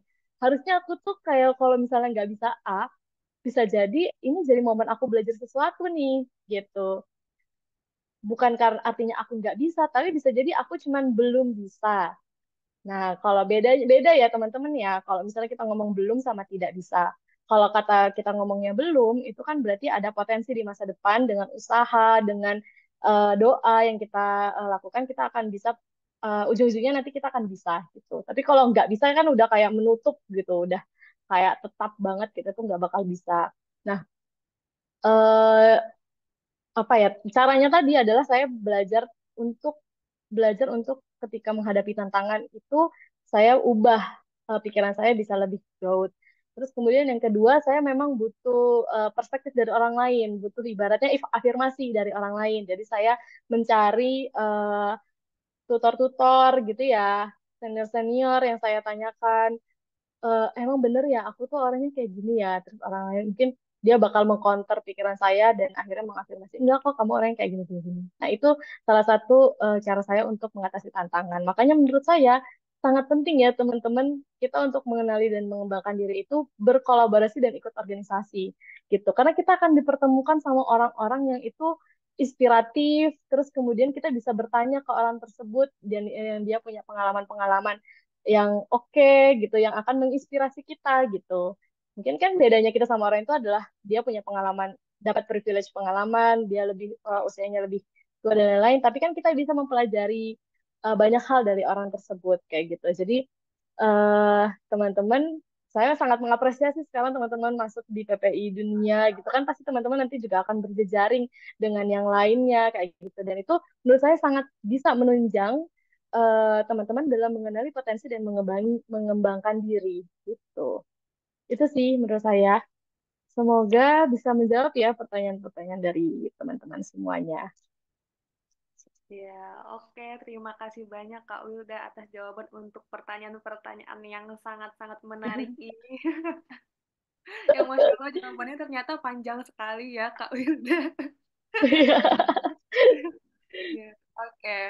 Alhamdulillah rangkaian acara webinar kali ini telah selesai. Semoga apa yang disampaikan oleh Kak Wilda hari ini bisa bermanfaat sebagai pengetahuan dan kesadaran kita semua dalam memaksimalkan potensi diri serta mengembangkan minat dan bakat kita semua. Selanjutnya, kami mengucapkan terima kasih kepada Kak Wilda dan para hadirin yang telah hadir dalam webinar ini.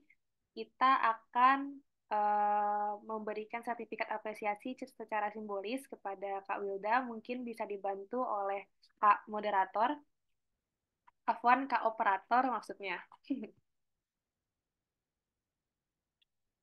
Oke, boleh kita ambil beberapa foto ya. Oke. Oke, terima kasih teman-teman atas sertifikatnya. Ambil foto dulu ya, Kak Wilda. Oke. Oke, aku hitung. Kak Operator boleh dibantu screenshot ya. 1, 2, 3. Oke, sekali lagi. 1, 2, 3. Oke, terima kasih. Oke, demikian acara webinar hari ini. Saya sebagai moderator, mohon maaf apabila ada kesalahan saat berlangsungnya webinar ini. Selanjutnya saya kembalikan kepada MC. Pada Kak Haula, saya haturkan. Terima kasih banyak kepada moderator kita hari ini, Kak Gina Sausan, dan terima kasih banyak kepada pemateri kita pada hari ini yang hebat sekali, Kak Wilda. Tak terasa sudah di penghujung acara. Langsung aja kita tutup acara pada sore hari ini dengan membaca kafaratul majlis. Subhanakallahumma bihamdika asyhadu alla ilaha illa anta astaghfiruka wa atubu ilaik.